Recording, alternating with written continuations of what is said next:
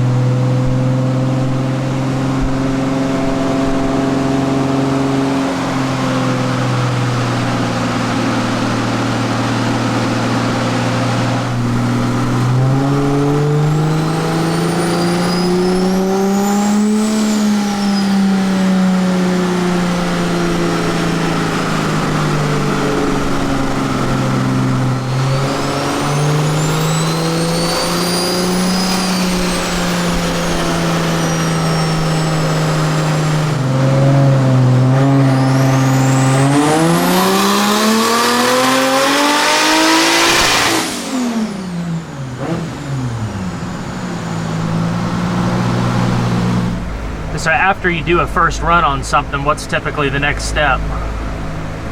Basically just pull up the log, check the wideband, check the boost, look at all the vitals, make sure it looked happy. I was watching it live as we were going. It was safe the whole time. Awesome. And I had lean protection on and all that too, so we basically just start making adjustments, keep hitting it. Sounds good.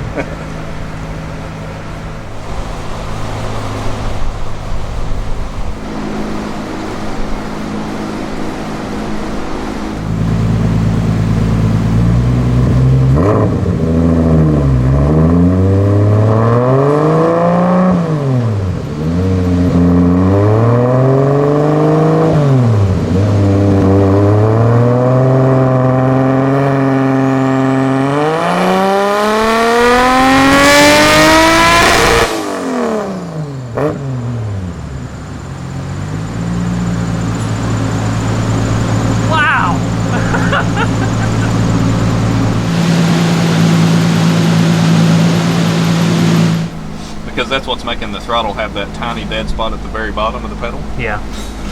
It's not actually seeing throttle position change until you hit it a little bit harder. Once you hit it harder, then it's super responsive. It sounds pretty well like a street bike, but when it's a real light throttle, it's not really seeing it move. I have to hit it quite a bit to make it even change. See there, it doesn't even see it.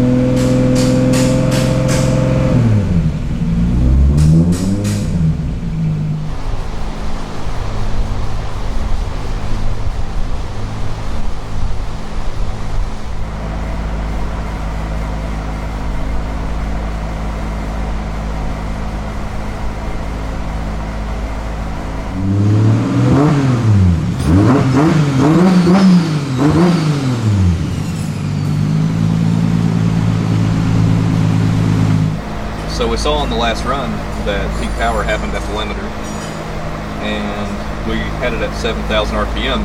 So this run we're going to turn it up to 7,400 and make another hit. I've added a degree of timing all over. We'll see what kind of change that makes and go from there.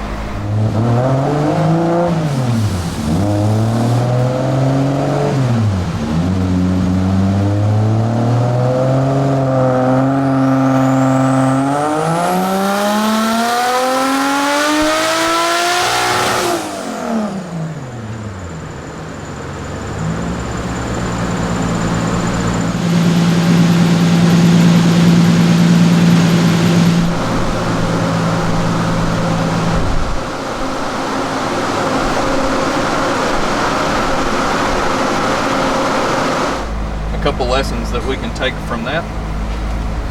We put 1 degree of timing in all over. And what it actually does, if you're going the right direction to a certain extent on timing, it actually lowers the boost pressure. So if your boost, say right now we're just on wastegate, we're on the spring pressure. Yeah. And we should be around 12 pounds or 11.5, 12 pounds. Yeah. And when we first started, our boost was actually at 12.5, almost 13 pounds, because the timing was very slow. As we add timing, as we're going the right direction in timing, adding, we'll lose boost pressure on each run, but we'll gain power. So we're making the engine more efficient. Oh, okay. Without the turbo. Right. So the turbo doesn't have to work as hard to make the power. Oh, that's pretty cool. So that's what we saw there. I actually put a degree in, and if you look at the top up here, I don't know if you can see it from there, but on the last run at that same RPM at 5100, we were making 256 foot-pounds of torque at 12.05 pounds. This run we made 257.6 or whatever, so it's just like 1 foot-pound of torque more, or 1.5. But it actually lowered the boost by 0.2 of a pound. Yeah. Which is very minimal gains, but it's still a gain. It still tells you that you went the right direction. Right. We added power, added torque, lost boost. We went the right way. And then we saw overall, letting the motor rev out a little bit further made more power. Yeah. It was just still increasing as it revved up. It was actually still making power at 7,400. Wow. There comes a time when we're tuning this that we'll have to say, okay, that's just all the RPM we need to put in it. Yeah. Typically on a stock head, stock valve spring RB25, I'll stop somewhere around 7,500 or so. Gotcha. You can take them further if it was a drag car. You know, if we had a big turbo on it, we needed to stretch it out, we could, but where it's more of a street car, it's kind of a toy. We'll probably stop it at 75, 7,600. Gotcha. Just leave it there. Man. But we're growing. We've not even turned the boost controller on, and it's gained almost 50 horsepower since we started. So that's sick. We're doing good. This is too cool.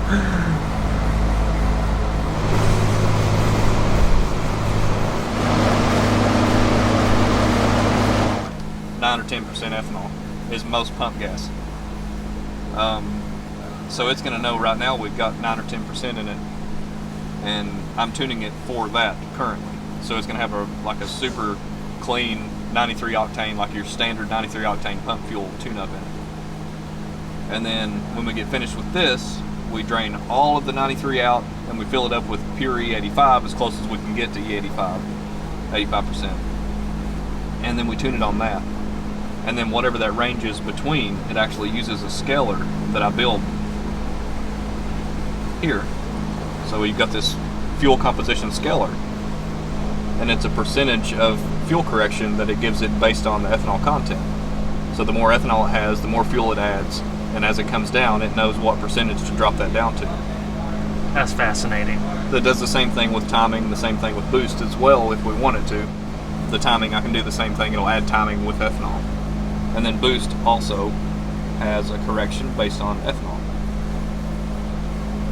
So this is going to be based on fuel composition, which is ethanol percentage. And the more ethanol that's in it, the more boost we can allow it to have. So whenever you pull into the pump, let's say you get to a pump and there's no E85 and you need gas, and you just fill it up a pump like 93, it's going to knock your boost back down back to a safe, conservative area for that fuel octane and type. Wow. And you don't have to do anything, you just drive it, fuel it up with whatever. Man, that's so neat.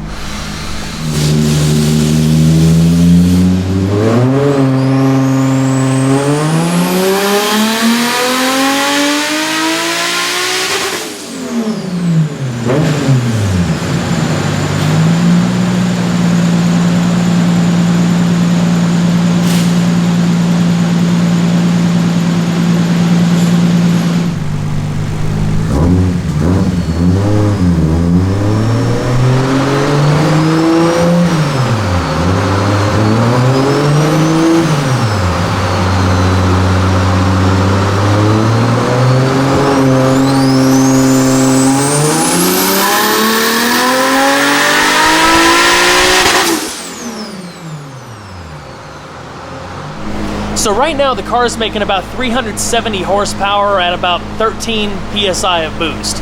Brad did the math, and it looks like for every additional pound of boost that we add, it's going to add roughly 8 horsepower. So if we put an extra 5 pounds of boost, total of about 18, the car should be making somewhere around 410 horsepower, and that's on pump gas. So after all of this is done, we're going to drain all of the 93 out, put flex fuel in, or as close as we can get to E85, and see where we can go from there.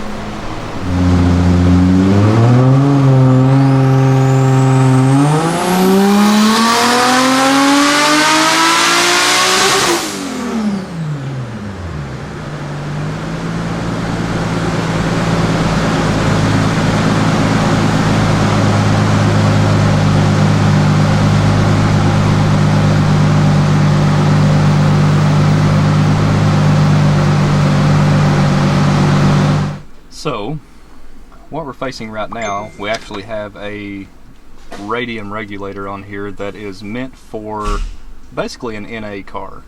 It'll do a 1-to-1 rate in vacuum, but it doesn't seem to rise with boost 1-to-1 like they normally would.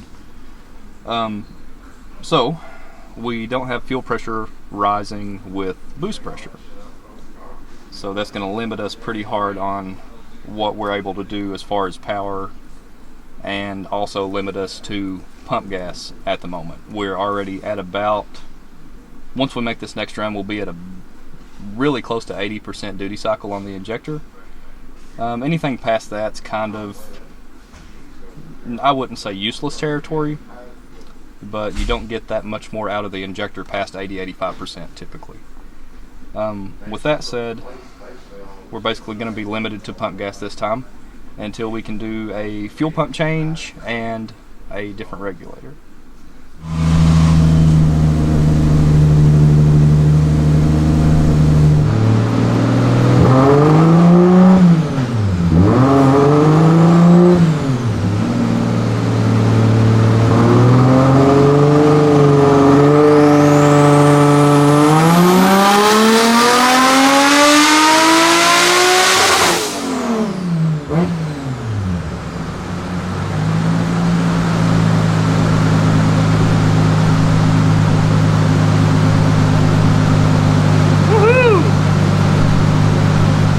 That's all she's gonna allow until we update the fuel system, but man, I'm so happy it just touched 400 horsepower. It's so exciting.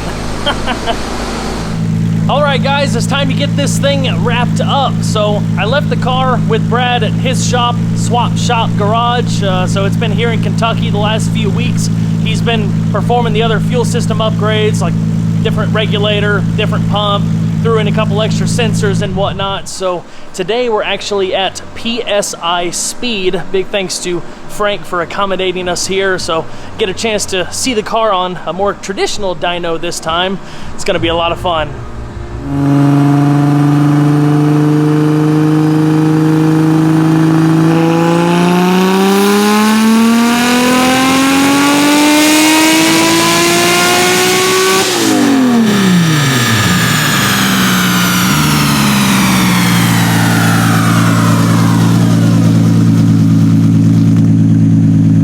At 0 PSI, we've got 47 pounds of fuel pressure.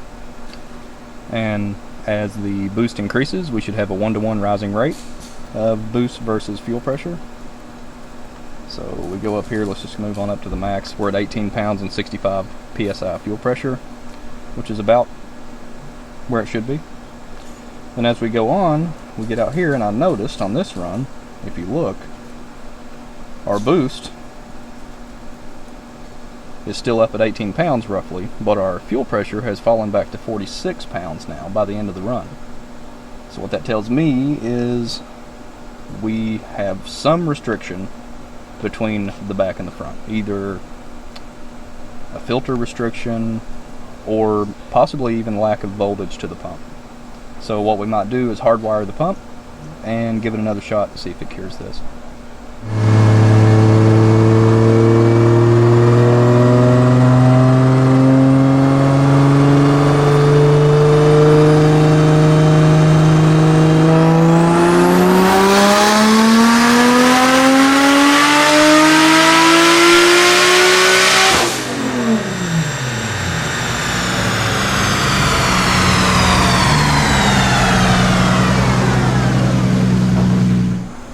this run, which is the very first run we made with not enough voltage to the pump, we actually saw the green line there is the fuel pressure, and you can see it fall over as it revs up. We lose about 20 pounds of fuel pressure. And if we watch injector duty cycle, it's an important one to keep an eye on. We're going up, we see about 46% or so at 5300. And then all of a sudden that injector duty cycle has to go crazy to try to keep up because the pressure's falling off. So we end up at 76%. Now, same boost, same settings, nothing's changed other than we have voltage now. We go back to this run, which is the previous run where it made 392. We can look here at the fuel pressure. We can see that it goes up 68.8, actually a little more than before, and stays there within a pound. And as it revs up, all the way up here even, we're only using 53% of the duty cycle on the injector. That's awesome. So that means we still have half of the injector to go before we're out of fuel, which means that we're good to go on E85. Woohoo! So running the car on the Dyno jet without changing the tune or anything like that compared to the hub dyno we were using before, the car, you know, was making about 350 some odd horsepower, whereas before, like you guys saw, it was, you know, 404 on that one. So it just goes to show how different dynos can, you know, vary. You've got the extra rolling resistance here of the tires basically on the ground. So yeah, it's interesting at least.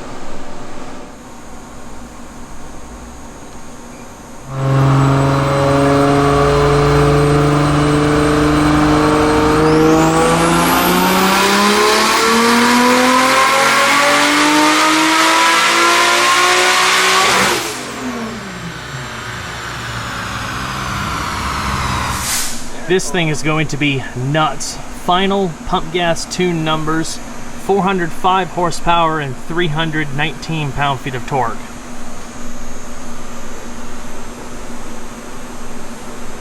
Now it's time to drain out the 93 and get some E85 in.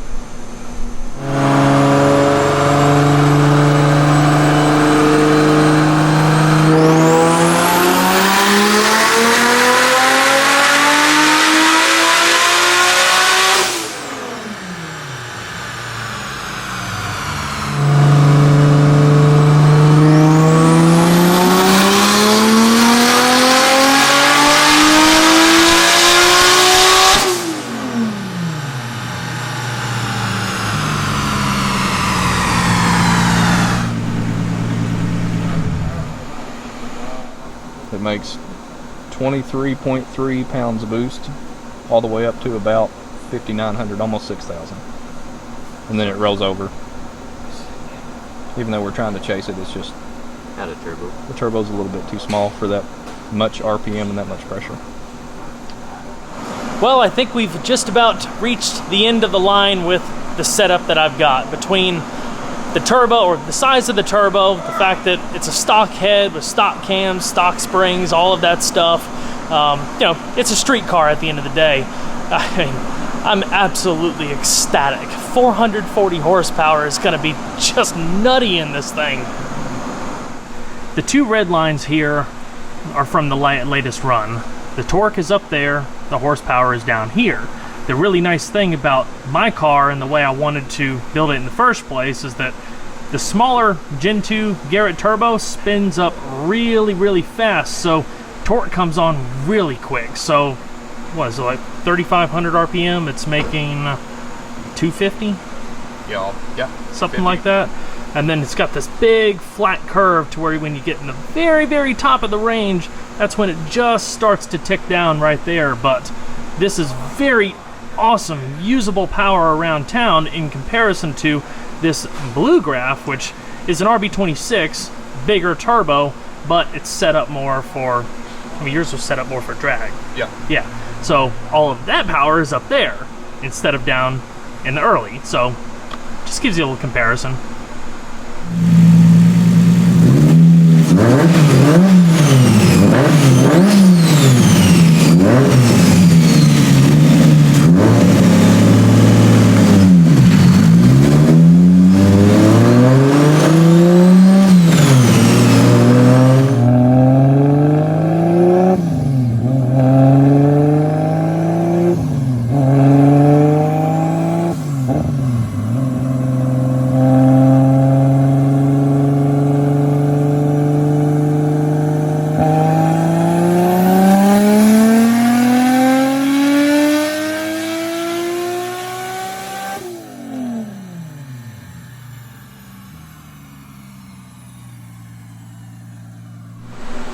All right, last run. Brad made a couple other little adjustments and squeezed a little bit more power out. 455 horsepower and 351 pound-feet of torque. This graph shows the green one is the one he just did, the red one is the second highest, and the blue one was the very first one from earlier today. Lots of torque down low, very flat. I mean, this is absolutely perfect for how I wanted to use this car. I'm ecstatic. This is awesome. All right, finally back home. So let's do a quick oil change and take this thing for a drive. Once again, a big thanks to Valvoline for supporting the channel. The oil I'll be using in the RB is a VR1 Full Synthetic 20W50. It was the recommended oil by Mazworks, the company that built the engine. Depending on your application, VR1's available in all sorts of different viscosities, either in multi-viscosity or straight weight. There's also conventional variants. I've actually been using Valvoline products in my personal vehicles for years now. VR1 is a high-performance racing oil that features high zinc and phosphorus content for extreme anti-wear protection. This is especially useful for flat tappet and performance cam applications, but it also provides the added benefits of additional friction modifiers and enhanced anti-foaming when put under high stress. It's even compatible with both gasoline and alcohol-based fuels, which is perfect for this car being that it has a flex fuel tune. You'll also notice compared to conventional VR1, the full synthetic version is a teal color. Kinda cool if you ask me. Again, be sure to check out O'Reilly Auto Parts for all of your Valvoline needs, and if you go to O'ReillyAuto.com, use the code SK04 to get that discount. Thanks so much for the support. All right, here we go.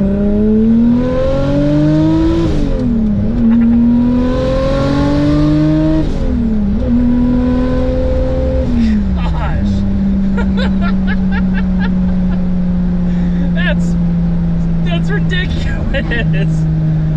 Oh my gosh.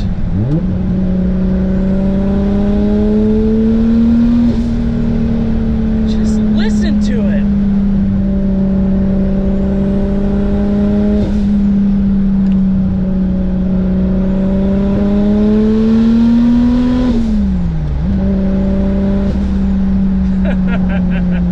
I've never driven anything this crazy. The funny thing is, when I did the first test drive on this a little while back, I thought it was just ridiculous. I mean, I thought it was crazy. And it was 297 horsepower. We saw that on the very first dyno run, you know, when it was on the base tune. And it's just, this is a lot of power for this car.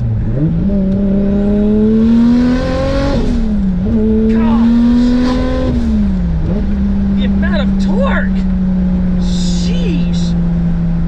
It comes on so quick! I'm not used to driving something like this, like, about the time where I feel like I need to shift. I still got like 2,000 more RPM to go. It's just wild. Man, that gets your heart racing. Sheesh, Brad is a wizard.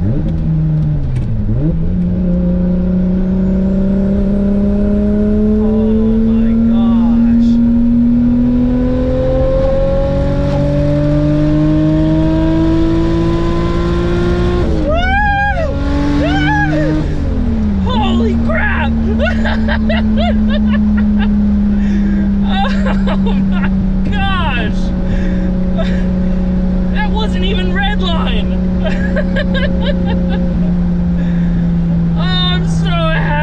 was so worth it. Oh my gosh.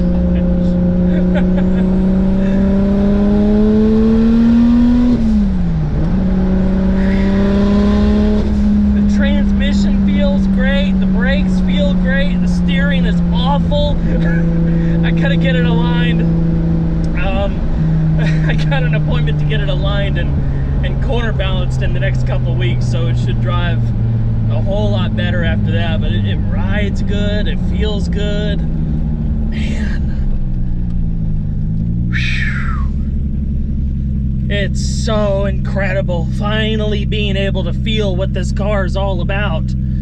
That was just a teaser. That first drive was just a teaser. Like, now this is a monster. I know, like, you know, when a lot of people think about built RVs, they think, you know, big power, big turbo and all of that. I don't have a whole lot of experience driving different RVs, but I don't know if I would want a setup much different than this. Like, for a street car, it's so responsive. Ooh, bad shift. Still trying to get used to this clutch. I love it. I love it so much. Gosh, I'm so excited.